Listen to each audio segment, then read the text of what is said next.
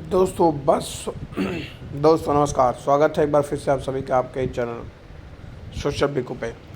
बसवराज बोम्मई कर्नाटक के माननीय पूर्व मुख्यमंत्री एवं माननीय सांसद हैं। इनको सामराव जी के द्वारा एक विषय लिखा गया है EPS 95 सेवानिवृत्त कर्मचारियों के लिए उचित और जीवन यापन योग्य पेंशन हेतु एक विनम्र अपील, जिसमें अनुरोध किया गया है कि उन्हें कांग्रेस सरकार के शासनकाल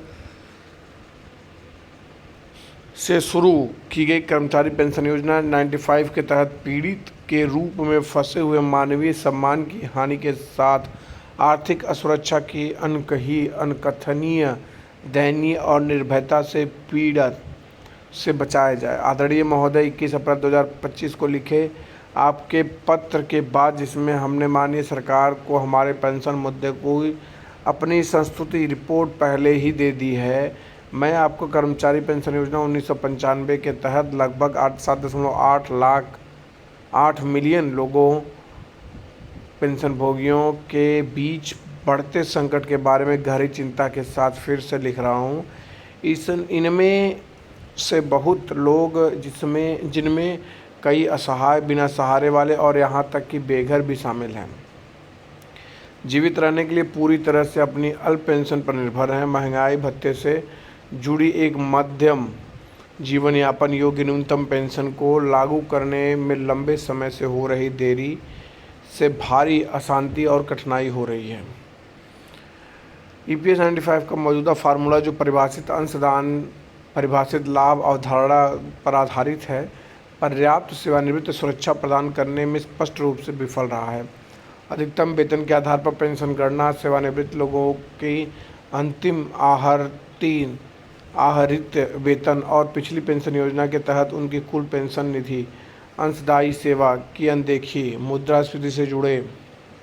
दोस्तों, यह लेटर काफ़ी लंबा है,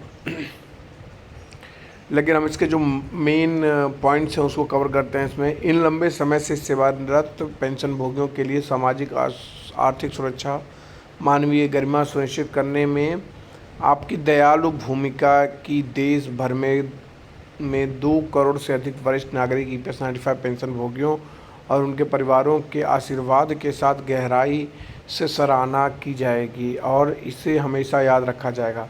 ऐसा समाधान सार्वजनिक और निजी क्षेत्र दोनों क्षेत्रों में सेवानिवृत्त लोगों के लिए पेंशन प्रणाली में सुधार की दिशा में एक महत्वपूर्ण कदम होगा, जिन्होंने सरकारी तंत्र के समानांतर हमारे देश की प्रगति में महत्वपूर्ण स्तंभों के रूप में काम किया है। हम इस आकांक्षा को साझा करते हैं कि हमारा देश महत्वपूर्ण आर्थिक विकास हासिल करे, बुनियादी ढांचे के विकास और विज्ञान एवं प्रौद्योगिकी में उन्नति के माध्यम से विकसित देशों के साथ तालमेल बिठाए। साथ ही साथ माननीय प्रधानमंत्री श्री नरेंद्र मोदी जी के नेतृत्व में अपने नागरिकों की युवावस्था, वृद्धावस्था की भलाई सुनिश्चित करें।